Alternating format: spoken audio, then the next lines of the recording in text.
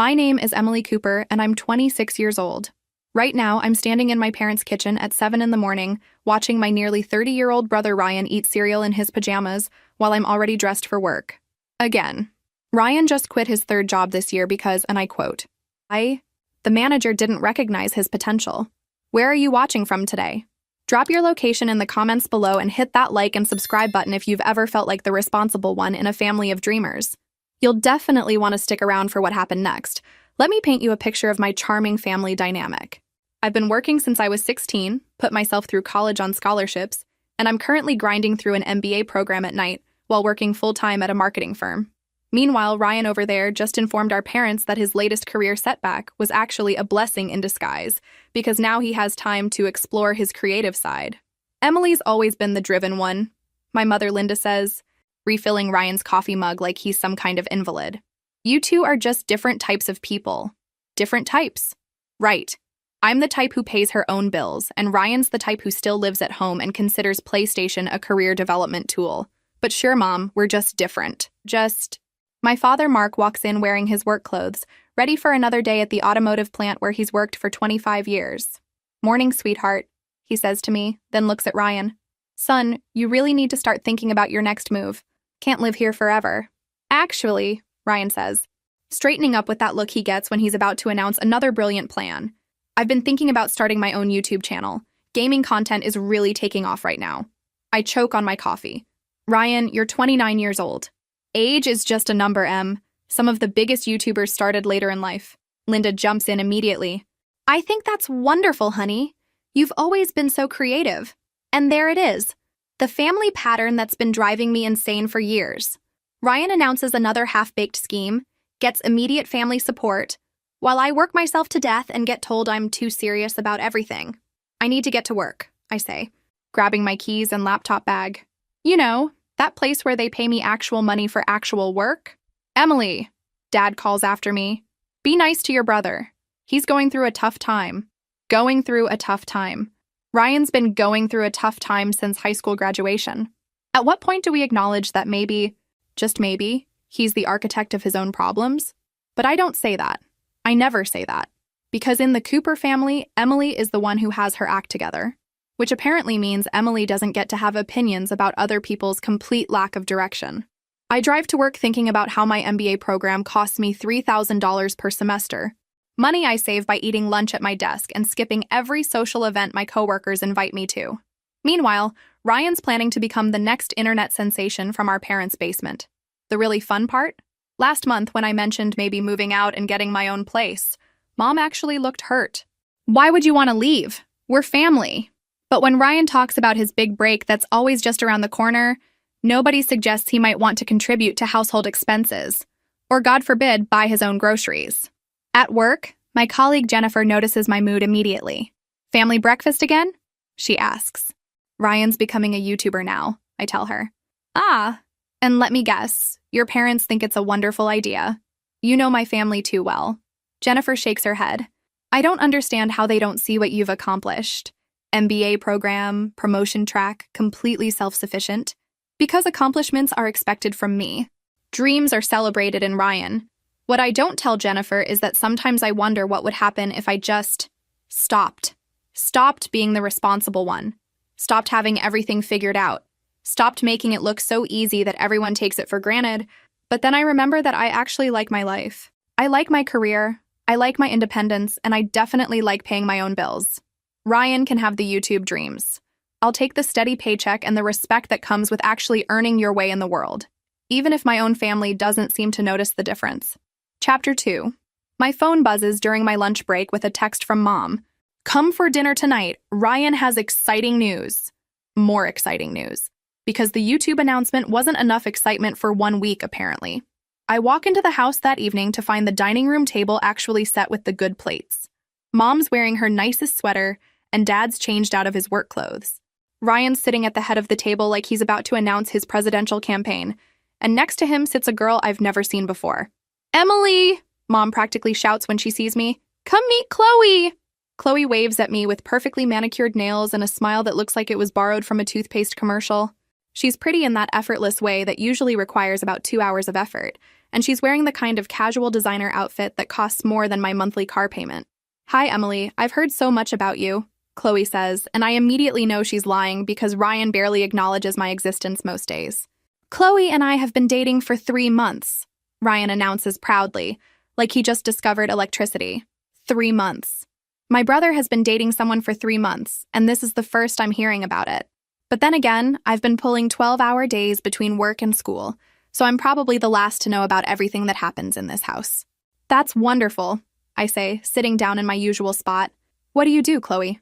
"Oh, I'm between opportunities right now," she says with that same bright smile. "The job market is so challenging these days." Between opportunities. That's a creative way to say unemployed. "Chloe just graduated from state," Mom says, serving everyone generous portions of pot roast. "Art history major." "That's nice," I say. Because what else do you say? Art history is a perfectly respectable field of study, but in combination with between opportunities, it's starting to paint a picture.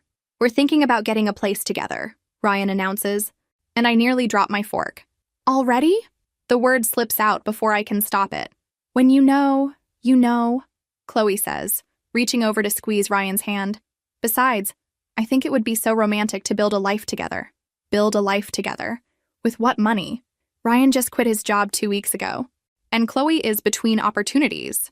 But nobody seems concerned about these minor details. "I think that's wonderful," Linda says immediately. "Young love is such a beautiful thing." Dad nods approvingly. "It'll be good for Ryan to have someone special in his life. Settle him down a bit." I look around the table, wondering if I'm the only person who sees the giant red flags here. But everyone else is beaming like Ryan just announced he'd won the lottery. "So what kind of place are you looking for?" I ask, trying to sound supportive instead of skeptical. "Something with character," Chloe says dreamily. "Maybe a loft downtown, or one of those cute apartments in the Arts District." Those cute apartments in the Arts District start at about $1,500 a month, plus utilities, plus security deposit, plus all the other expenses that come with actually being an adult. But Ryan's nodding along like this is the most reasonable plan in the world. "We're not in any rush," he says. "Right now, Chloe's staying here sometimes, getting to know the family better." Staying here. Sometimes. I glance at Mom, who's practically glowing with approval. "Chloe's been such a help around the house," she gushes. "She made the most beautiful flower arrangement yesterday, and she's been keeping Ryan company while he works on his YouTube channel." Of course she has. Ryan's found himself a girlfriend who's as allergic to employment as he is, and the family thinks it's adorable. After dinner, I help Mom clear the dishes while Ryan and Chloe settle into the living room to watch Netflix.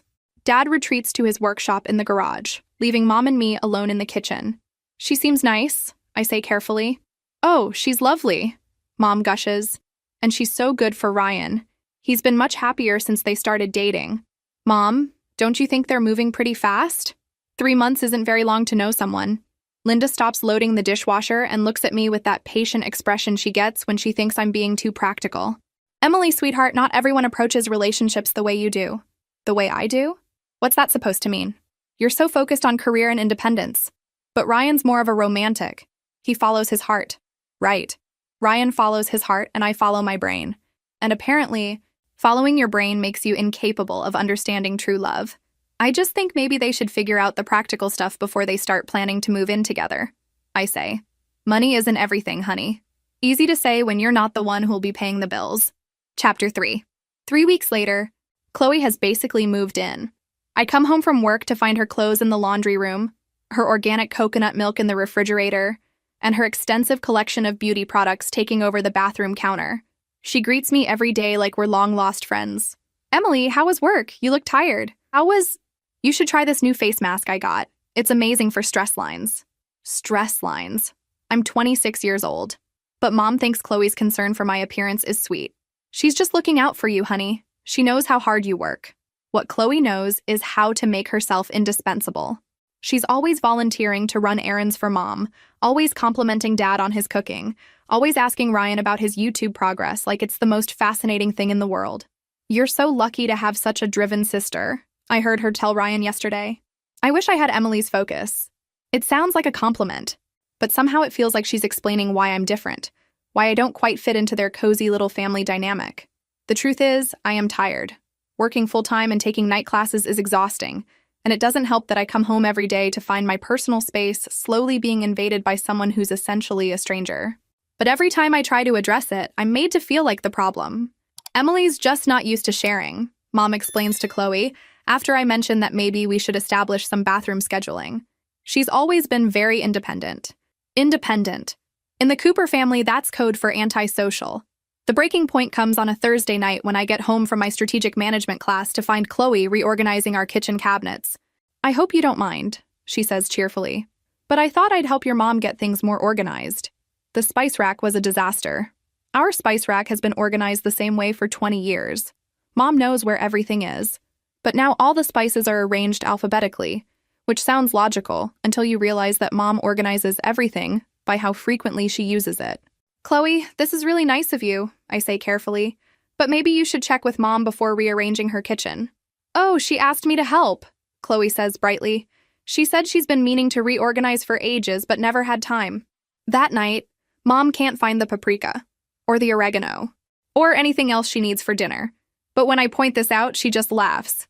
"It'll just take some getting used to. Chloe was just trying to help. Chloe was just trying to help." That's become the family motto. When she uses the last of my expensive shampoo, she was just trying to help herself feel confident. When she eats my leftover lunch that I was saving for the next day, she was just trying to help clean out the refrigerator.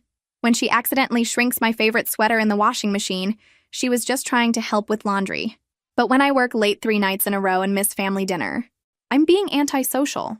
When I study in my room instead of watching their nightly Netflix marathon, I'm isolating myself. When I point out that maybe someone who's between opportunities shouldn't be ordering $20 skincare products online, I'm being negative. "You're starting to sound bitter." Ryan tells me after I suggest that maybe his girlfriend shouldn't be making herself quite so comfortable in our parents' house. "Chloe's not doing anything wrong." Have you ever experienced that moment when you realize your own family sees you as the villain in their story?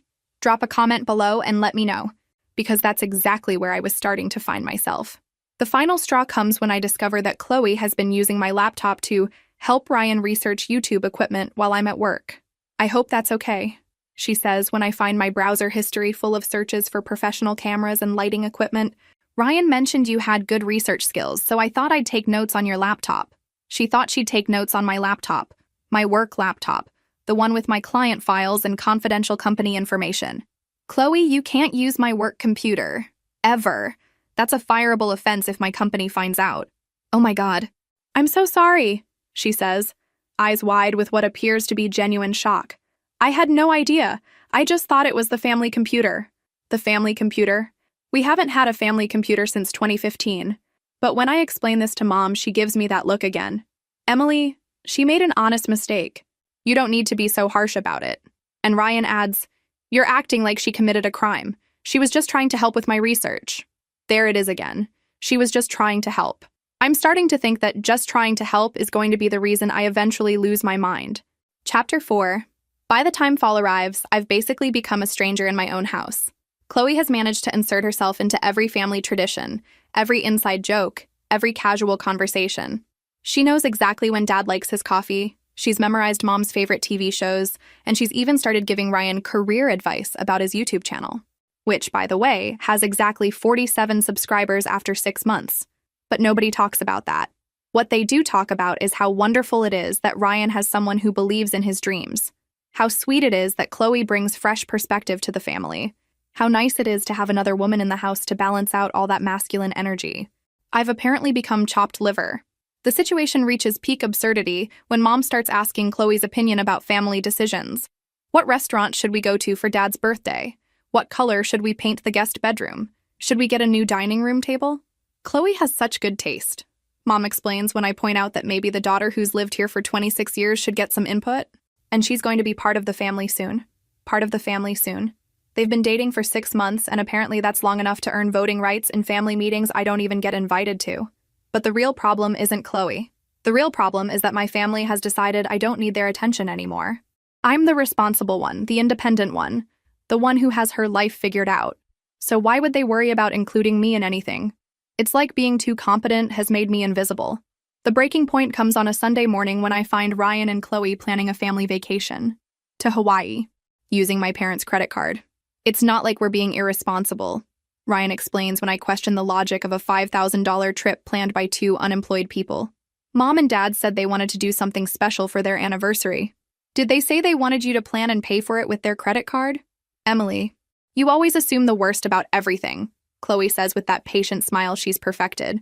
Maybe if you spent more time with the family, you'd understand what's really going on. Maybe if I spent more time with the family that excludes me from planning meetings and decision-making, but somehow expects me to pay attention to their financial choices. Ryan, I say as calmly as I can manage, you don't have a job. Chloe doesn't have a job. You're both living off Mom and Dad's generosity, and now you want to add a Hawaiian vacation to their credit card debt? It's not debt, Ryan says defensively. It's an investment in family happiness. An investment in family happiness. That's what we're calling financial irresponsibility now. Besides, Chloe adds, your parents work so hard. They deserve something nice. They deserve something nice. From the woman who's been eating our food and using our utilities for 6 months without contributing a dime.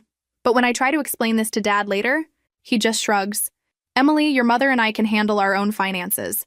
Ryan and Chloe are trying to do something thoughtful, with other people's money. Dad, they're adults. Maybe it's time they started acting like it. Not everyone moves through life at your pace, sweetheart. Some people need more support. More support. Ryan has had 29 years of support. At what point does support become enabling? But I don't say that either, because in the Cooper family, Emily is the one who points out problems, which makes Emily the problem. That night, I sit in my room working on a marketing analysis for my strategic planning class, and I can hear them downstairs, laughing, planning, dreaming about Hawaii, while I calculate the real cost of their investment in family happiness. The worst part? They're not wrong about Mom and Dad deserving something nice. They work hard, they've been generous with both their kids, and they would love a Hawaiian vacation. But they'd love it more if they could afford it, if their nearly 30-year-old son had a job, if their future daughter-in-law contributed something besides charm and vacation planning skills, if their other daughter didn't have to be the only one in the family who thinks about consequences. I close my laptop and look around my room. The same room I've had since high school, filled with academic awards that nobody ever mentions and career achievements that get overshadowed by Ryan's latest scheme. For the first time in my life, I start wondering what it would be like to live somewhere else. Somewhere I could have opinions without being labeled negative. Somewhere my accomplishments mattered as much as someone else's dreams. Somewhere I could just be Emily, instead of Emily, the responsible one who always points out problems. The thought should scare me. Instead, it feels like the first reasonable idea I've had in months. Chapter 5. The conversation that changes everything happens on a Tuesday evening in November. Mom calls a family meeting, which usually means someone needs money or someone made a decision that affects everyone else.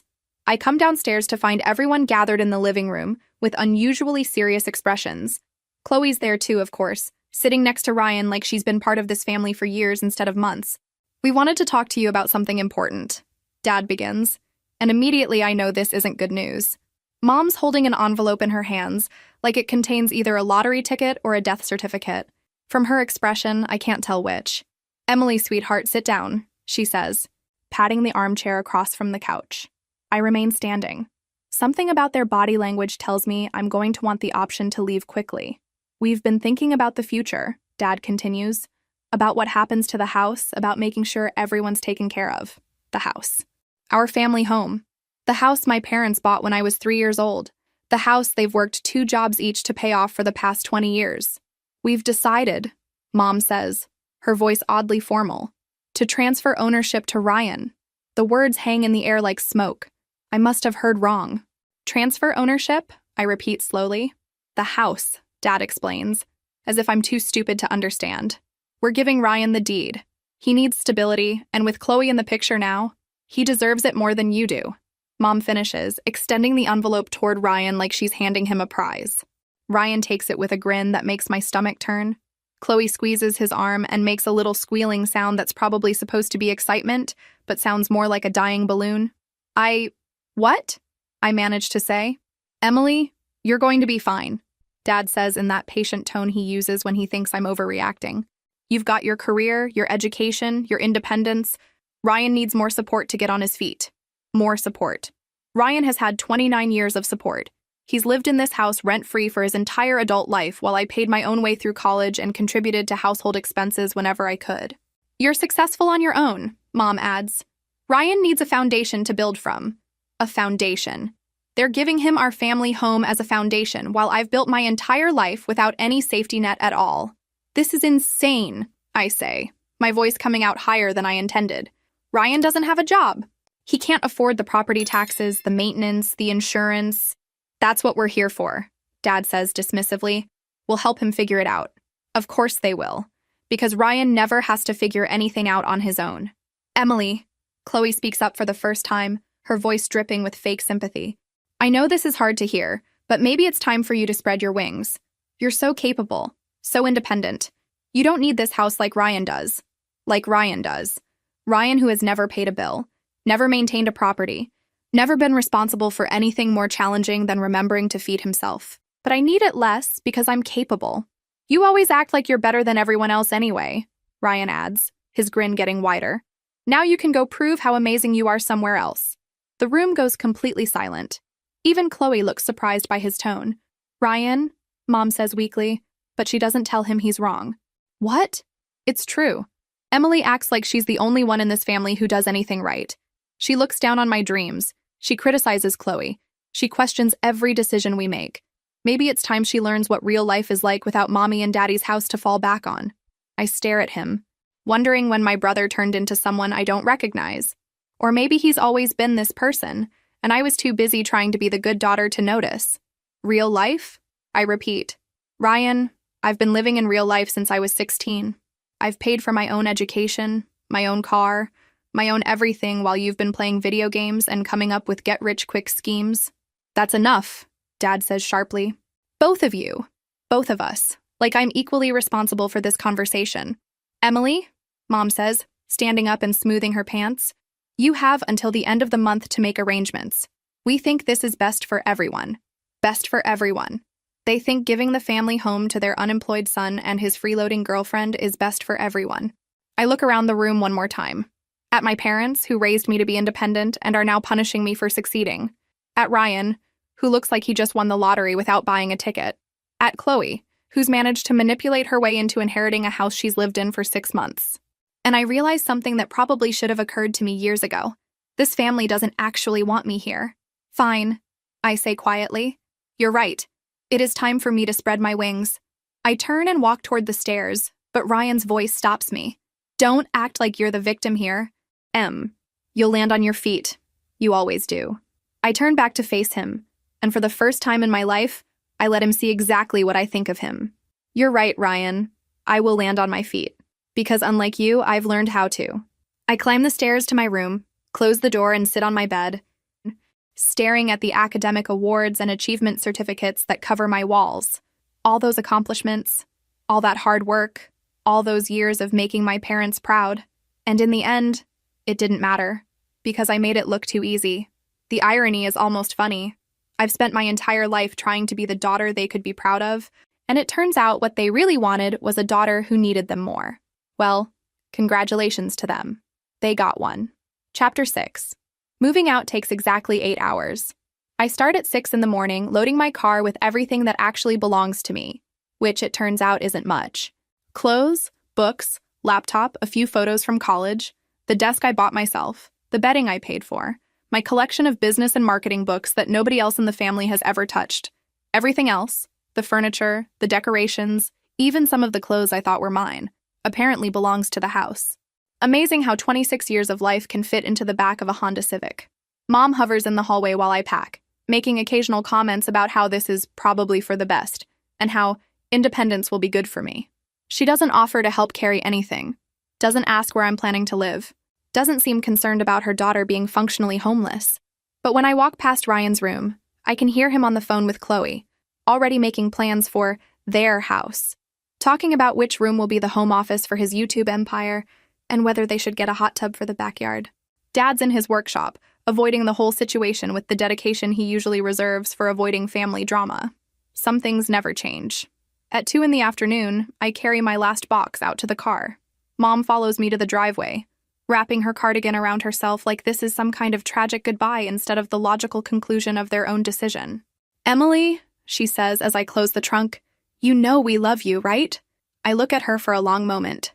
Standing in the driveway of the house she just gave to my unemployed brother and his girlfriend. The house where I grew up, where I did my homework at the kitchen table, where I celebrated every academic achievement and career milestone. I know you love the idea of me, I tell her, the successful daughter who doesn't need anything from anyone. But I'm not sure you actually love me. Her face crumples a little. That's not fair. What's not fair is giving away someone's childhood home to prove a point about independence. I get in my car and start the engine. Through the windshield, I can see Ryan peeking out the front window, probably making sure I'm actually leaving. Don't worry, Ryan. I'm leaving. And I won't be back. The temporary apartment I found is a one-bedroom in a complex across town. $600 a month for 400 square feet and paper-thin walls. It's not much, but it's mine. Completely. Legally. Undeniably mine. For the first time in months, I can breathe. The first week is harder than I expected. Not because I miss the house.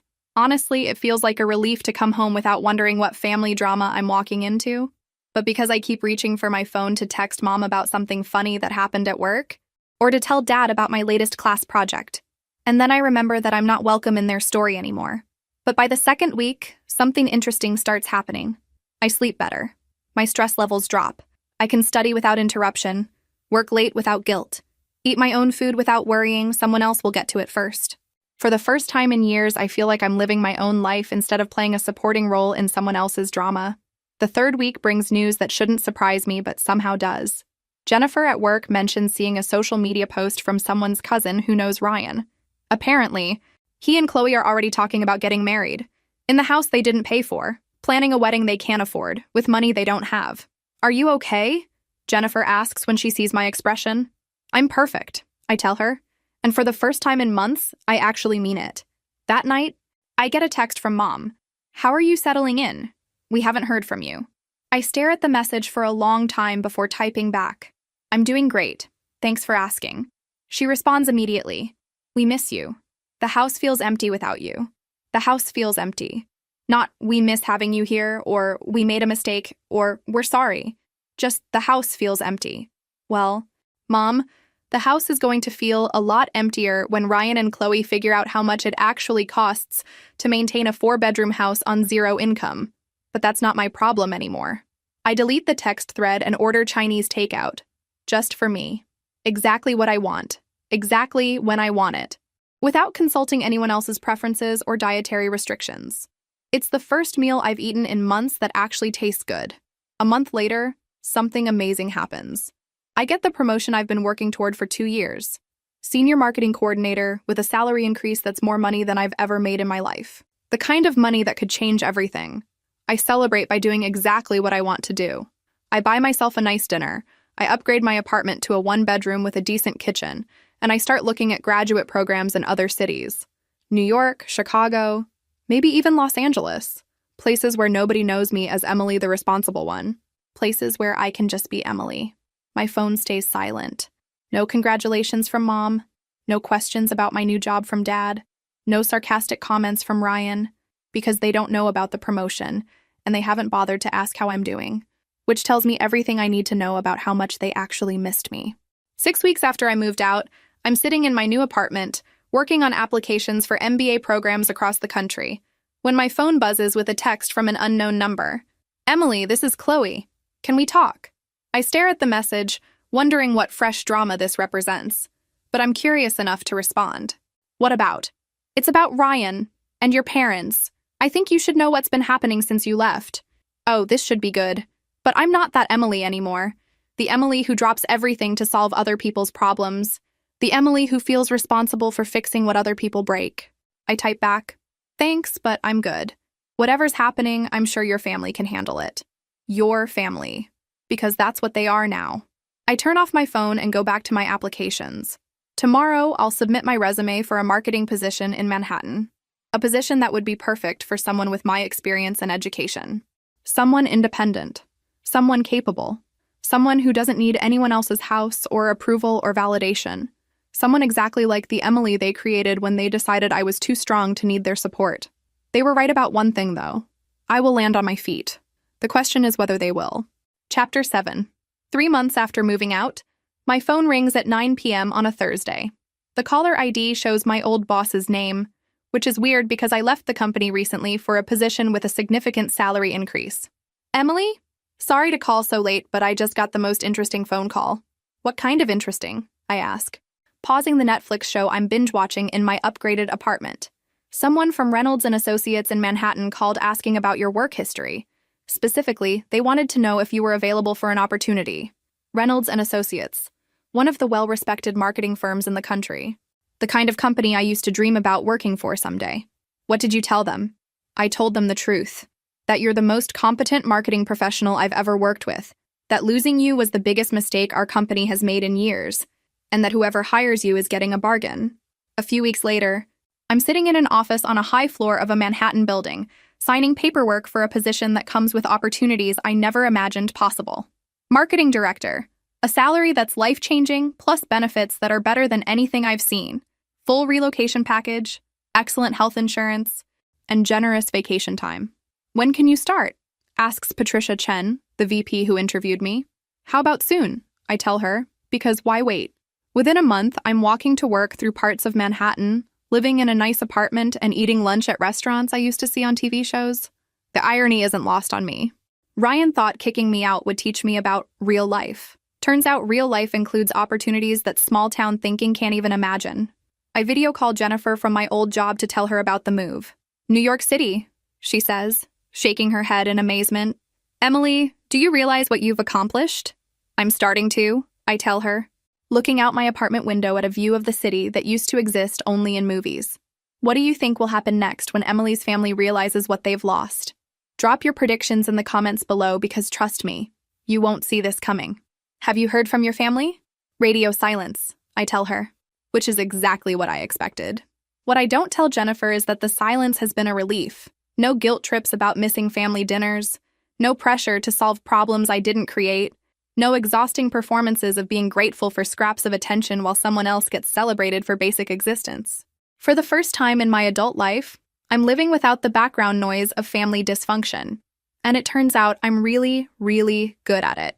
My new job is challenging in ways that energize me instead of draining me. My boss treats my ideas with respect. My colleagues invite me to lunch because they want to spend time with me, not because they need something from me. I'm working on campaigns for clients whose names I recognize from billboards and commercials, projects that will be seen by many people, the kind of work that builds careers and opens doors I didn't even know existed. In the evenings, I explore the city.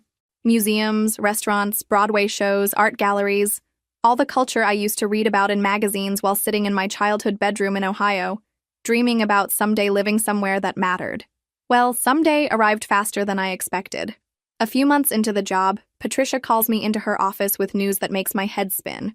Emily, the Morrison account wants to work directly with you on their national campaign, exclusively. Morrison Industries, the client every marketing professional in the city wants to work with. The account that launches careers and writes recommendation letters for people who want to start their own agencies. They were specifically impressed with your demographic analysis and your media strategy proposal, Patricia continues. They said you understood their market better than agencies they've worked with for years. The bonus for landing Morrison as an exclusive client is more money than I've ever seen in one place. That night, I treat myself to dinner at a restaurant where the waitstaff knows more about wine than I know about anything. I order something nice, not because I need to prove anything, but because I can. Because I earned it. While I'm eating my perfectly prepared salmon and drinking wine that makes my old life seem like a distant memory, my phone buzzes with a text from an unknown Ohio number. Emily, this is your Aunt Carol. Hope you're doing well. Heard through the grapevine that you moved to New York. How exciting!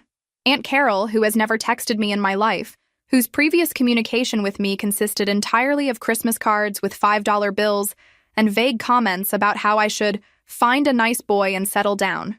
I don't respond immediately. Something about the timing feels off. 2 hours later, another text. Would love to catch up sometime. Family misses you. Family misses me. After 4 months of complete silence, I finish my wine and delete both messages without responding. Whatever's happening back home, it's not my problem anymore. And honestly, that feels fantastic.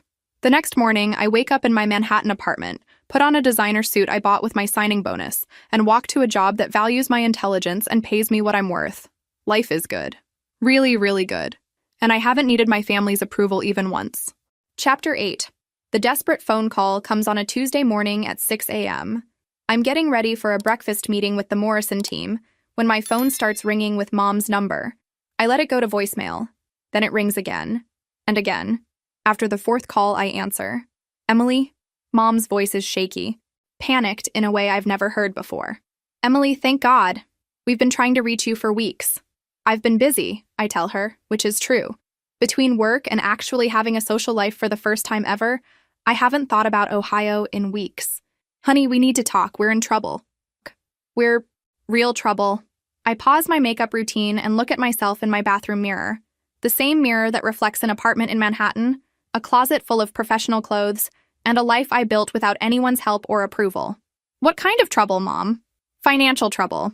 The property taxes on the house came due, and we can't cover them. The insurance payment bounced.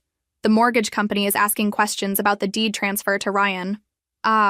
Reality has finally arrived in the Cooper household. That sounds complicated, I say carefully. Emily, we're going to lose the house.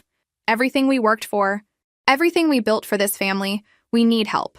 The word help hangs in the air between us like a toxic cloud. Help. From the daughter they decided was too successful to need their support. From the daughter they kicked out to make room for Ryan's unemployment benefits and Chloe's freeloading skills. Mom, what does Ryan say about all this? It's his house now, right? Silence on the other end of the line.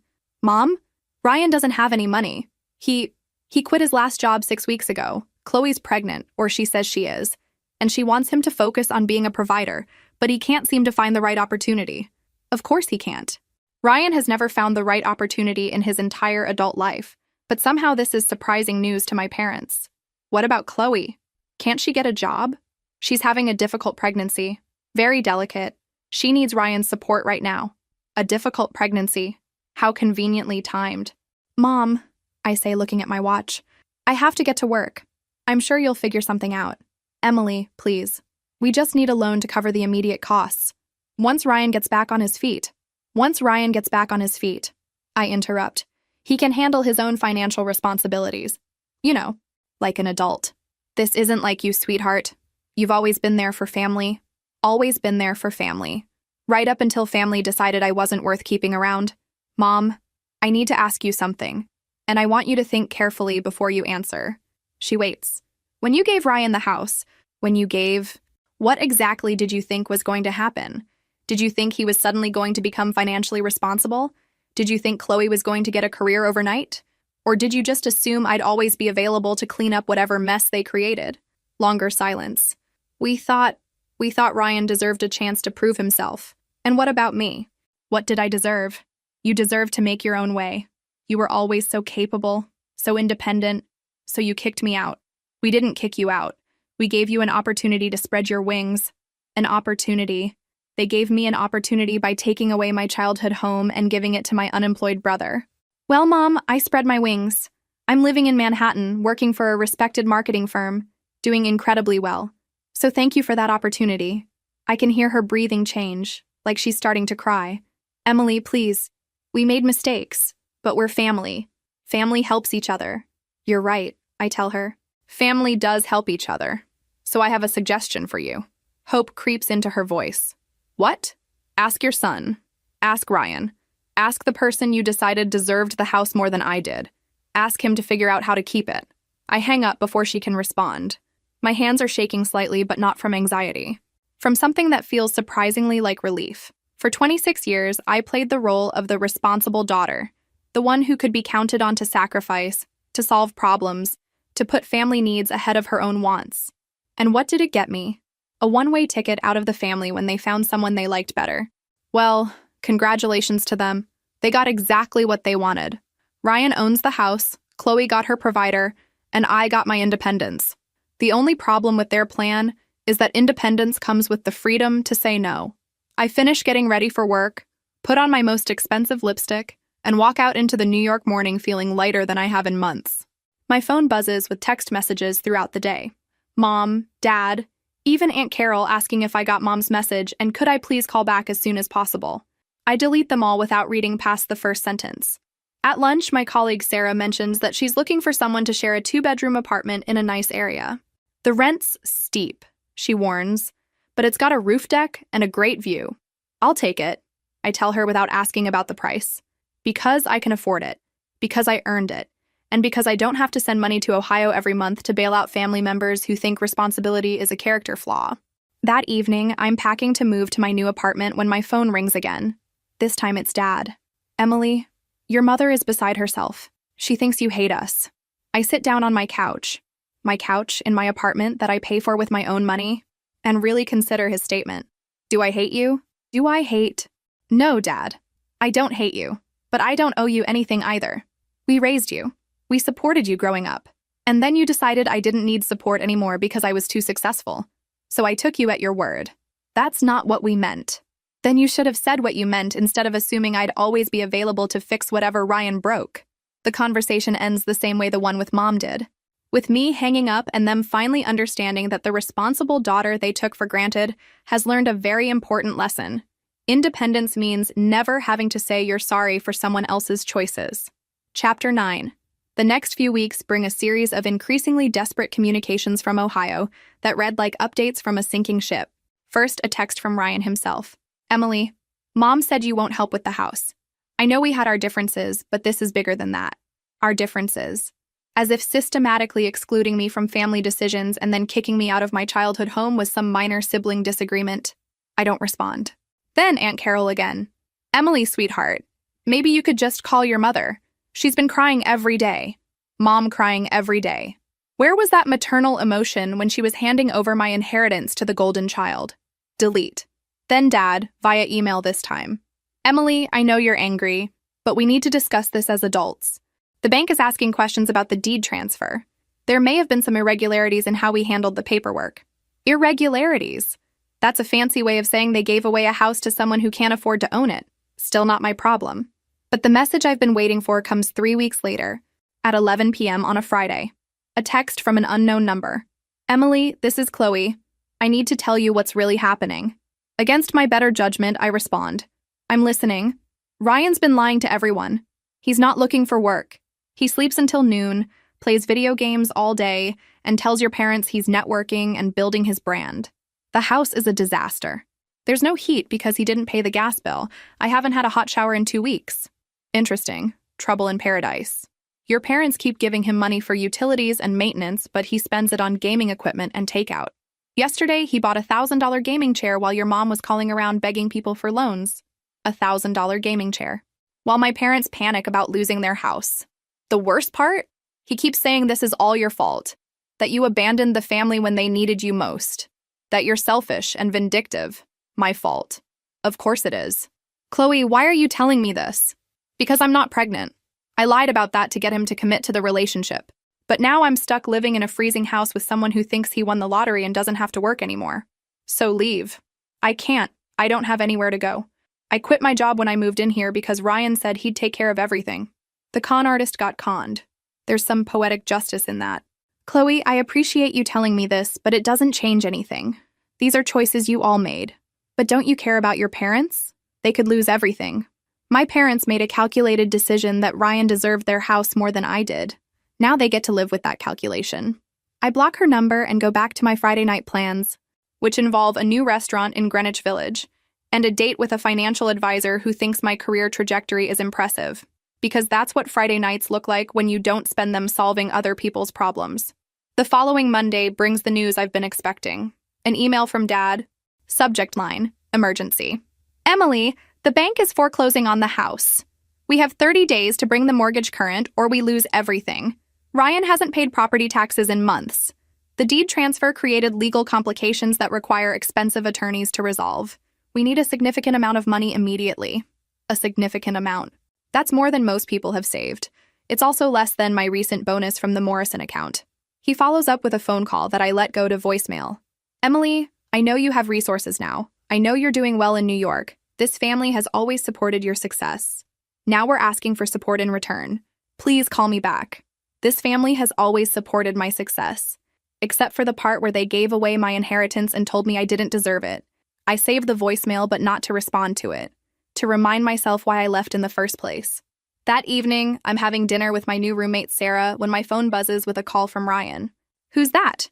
Sarah asks, noticing my expression. My brother, the one I told you about. The unemployed one who got your parents' house? That's the one. Are you going to answer? I look at the phone, then at Sarah, then at the beautiful apartment we share with its great view and its rent. That's more than most people are comfortable with, but totally manageable for me. No, I tell her. I'm not. I turn off the phone and pour myself another glass of the excellent wine we opened to celebrate my latest promotion, because that's what successful people do on Monday nights. They celebrate their achievements instead of cleaning up other people's messes. And for the first time in my adult life, I'm finally successful enough to do it. Chapter 10. 2 months later, on a Thursday afternoon while I'm in a strategy meeting with the Morrison team, my assistant knocks on the conference room door. "Emily, I'm sorry to interrupt, but there's someone here to see you. He says he's your brother and it's an emergency." Every head in the room turns to look at me. I can feel my face getting warm. "Tell him I'm in meetings all day and can't be disturbed." I did. He said he'll wait. Of course he will, because Ryan has never understood the word no when it's applied to him. "Should I call security?"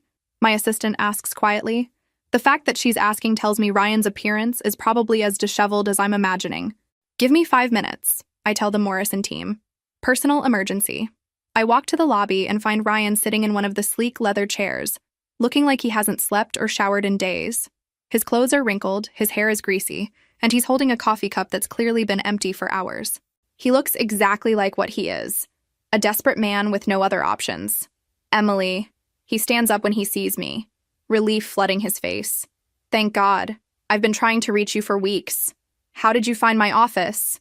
Does it matter? We need to talk. The lobby of my building is full of people in expensive suits conducting important business.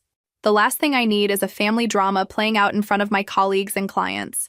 "Come on," I tell him, leading him to a small conference room near the elevators. He follows me, and I can smell the desperation on him like cheap cologne. When I close the door, he immediately starts talking. "Emily, I know things got complicated between us, but this is bigger than family arguments. Mom and Dad are about to lose the house. Everything they worked for, their entire life savings, gone." I sit down across from him and really look at my brother for the first time in months. He's lost weight, but not in a good way. His hands are shaking slightly, and there are dark circles under his eyes that speak to nights spent staring at the ceiling, calculating debts. "Ryan, whose name is on the deed to that house?" "Mine, but that's not the point." "That's exactly the point. It's your house, your responsibility, your problem to solve." "I can't solve it." The words burst out of him like he's been holding them back for weeks. "I don't have the money, I don't have a job, I don't have any idea how to fix this." "Then get a job." It's not that simple anymore. The foreclosure is public record now. My credit is destroyed. Chloe left me and told everyone I was a fraud. Nobody wants to hire someone whose life is falling apart. Chloe left him. Interesting timing. When did she leave? 2 weeks ago, right after the bank posted the foreclosure notice. Suddenly she remembered she had family in California who could help her get back on her feet. Family who could help her get back on her feet. Amazing how Chloe found her independence right about the time the free ride ended. "Ryan, I have a question for you."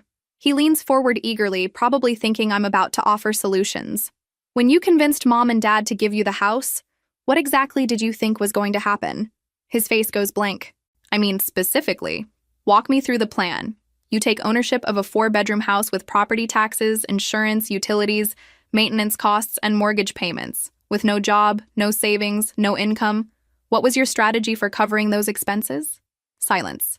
"Did you think the house was going to magically become free once your name was on the deed? Did you think the bills would stop coming? Or did you just assume someone else would figure it out for you?" "I thought I'd have more time to get established. I thought the YouTube thing might take off, or I'd find the right opportunity." "You thought someone else would pay your bills until your fantasies became profitable. That's not fair. What's not fair is giving a house to someone who can't afford to own it and then expecting other people to clean up the mess." Ryan's composure finally cracks completely. "Emily, they're going to be homeless. Our parents who raised us, who sacrificed for us, who gave us everything they had. They're going to lose their home because I screwed up. Now, we're getting to the truth." "Yes," I tell him calmly. "They are going to lose their home because you screwed up. And they're going to lose it because they made a decision based on feelings instead of facts. So you're just going to let it happen? You're going to let our parents suffer because you're angry at me?" I look at my brother sitting across from me in a conference room 40 floors above Manhattan, begging me to solve problems he created, and I feel something I haven't felt in months. Clarity. "Ryan, I want you to listen very carefully to what I'm about to tell you." He nods eagerly. "When Mom and Dad gave you that house, they told me you deserved it more than I did. They said I was too successful, too independent, too capable to need their support. They said you needed a foundation and I didn't. Emily, I'm not finished. They looked at everything I'd accomplished, everything I'd worked for, everything I'd achieved on my own, and decided it meant I was worth less than someone who'd never accomplished anything. Ryan's face goes pale. So I took them at their word. If I'm too successful to deserve their support, then I'm too successful to provide it. If I'm too independent to need their help, then I'm too independent to offer it. But we're family. You chose to believe I was worth less than you. Now live with that choice. I stand up and walk toward the door. Emily, please, I'm begging you. I turn back to look at him one last time. You know what the really sad part is, Ryan? If you'd gotten a job, if you'd shown any responsibility at all, if you'd proven that their faith in you was justified, I might have helped when things got difficult. But you didn't. You did exactly what I knew you'd do, which was nothing. I open the door. Good luck with your foreclosure. I walk back to the Morrison meeting, where important people are waiting to discuss significant campaigns with someone they respect and value.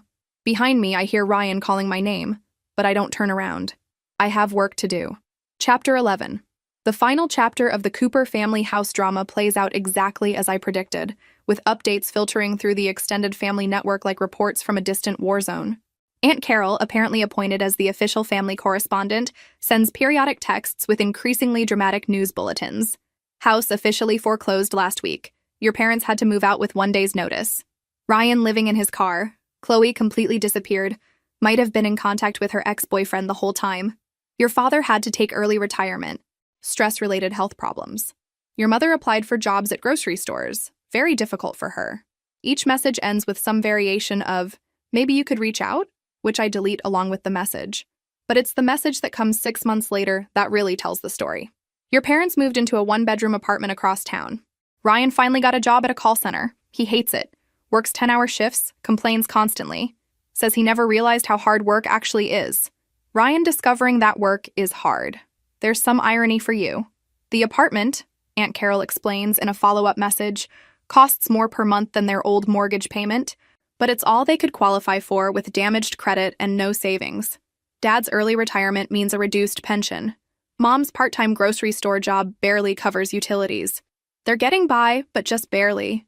Very different from the life they planned for their golden years. Very different indeed. Instead of enjoying the house they worked 25 years to pay off, they're back to making rent payments and checking account balances. Instead of having a son who owns property and contributes to the family legacy, they have a son who learned the hard way that responsibility isn't optional. The most interesting update comes 9 months after the foreclosure. In a longer message from Aunt Carol. Saw your mother at the grocery store where she works. She mentioned that she and your father have been talking about the mistakes they made with you kids. She said they always knew you were capable, but they didn't realize that being capable doesn't mean you don't deserve support. They thought Ryan needed the house more, but now they see they should have rewarded capability instead of enabling inability. She cried while she told me this. Too little, too late, but at least they figured it out eventually. Meanwhile, my life continues to exceed every expectation I had when I left Ohio. The Morrison account led to several more important clients. My annual performance reviews have been exceptional. I've been promoted and have received opportunities that seemed impossible just a few years ago. I've moved to a better apartment with a nice view. I can afford to travel now.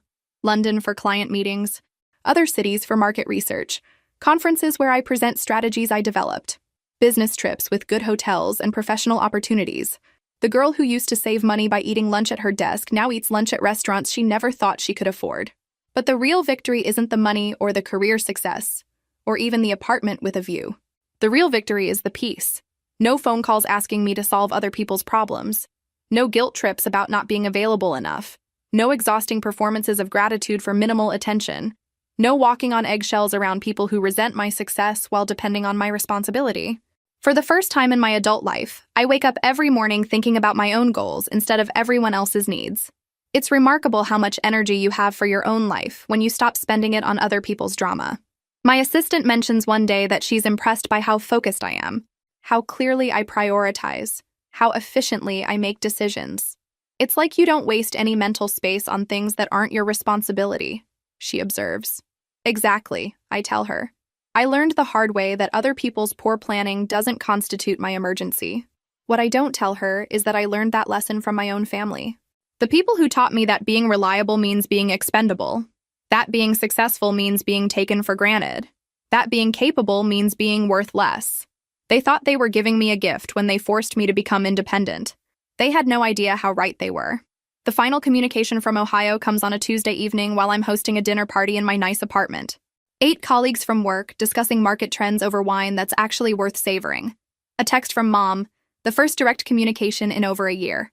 Emily, I know you don't want to hear from us, but I need you to know that we're proud of you. We see now that we made terrible mistakes. We hope someday you might forgive us. I read the message while my guests are debating media strategy for luxury brands. These people, my colleagues, my peers, respect my opinions. They value my insights. They include me in conversations about industry trends and career opportunities. They see me as an equal, not as the responsible daughter whose job is to clean up everyone else's messes. I delete the message without responding and pour myself another glass of excellent wine. Because here's what Mom doesn't understand. I don't need their pride anymore. I don't need their approval or their forgiveness or their belated recognition of my worth. I have something better than their validation. I have the life they accidentally gave me when they decided I was strong enough to handle rejection. And it turns out they were right about my strength, just not in the way they expected. They thought the punishment was making me prove I could survive without them. The joke's on them. I didn't just survive. I flourished. Chapter 12. 2 years after leaving Ohio, I'm sitting in my office overlooking Manhattan when my assistant buzzes with an unusual request. Emily, there's a woman on line 3 who says she's your mother. She's calling about something she says you need to know before you hear it from someone else. Linda Cooper. Calling my office like a client instead of family. I almost tell my assistant to take a message, but something about the phrasing stops me. Something I need to know before I hear it from someone else. Put her through. Emily? Mom's voice is smaller than I remember. Older somehow. What can I do for you, Mom? I'm calling because Ryan was arrested yesterday. That gets my attention. For what? Fraud. He was running some kind of online scheme, selling products that didn't exist, taking people's money for investment opportunities that weren't real. The police said he stole a significant amount of money from many people. Significant money. About what they would have needed to save the house years ago. When did this start? They think it's been going on for months. Maybe since he lost the house. He was telling people he was a successful entrepreneur, showing off fake business documents, taking their money, and promising huge returns. Of course he was. Because Ryan never learned the difference between earning money and taking it. Mom, why are you calling to tell me this? Silence for a moment. Then, because his victims included some of our neighbors. People we've known for 20 years. People who trusted him because he was our son. Ah, now I understand. It's not just Ryan who's facing consequences anymore. The whole town knows. She continues. It's in the newspaper, it's all over social media. People are looking at us like we raised a criminal. Maybe because you did. The words come out harsher than I intended, but I don't take them back. Emily, please. I know you're angry with us, and you have every right to be. But Ryan is still your brother. Ryan stopped being my brother when he decided I was worth less than he was. That's not... We never said you were worth less. You gave him our family home and told me he deserved it more. What would you call that? A mistake, she says quietly. A terrible, terrible mistake that we've regretted every day since. Too late for regrets, but I appreciate the honesty. Mom, what exactly do you want from me? I don't know. Maybe just, could you come home? Could we try to fix this? Home. As if I have a home there anymore. Fix what exactly? Our family. The damage we did. The way we treated you. I look out my office window at the city I've made my own. In a few hours, I have a meeting with executives from a major company who want to hire my agency. Tomorrow, I'm flying to another city for a conference where I'm presenting.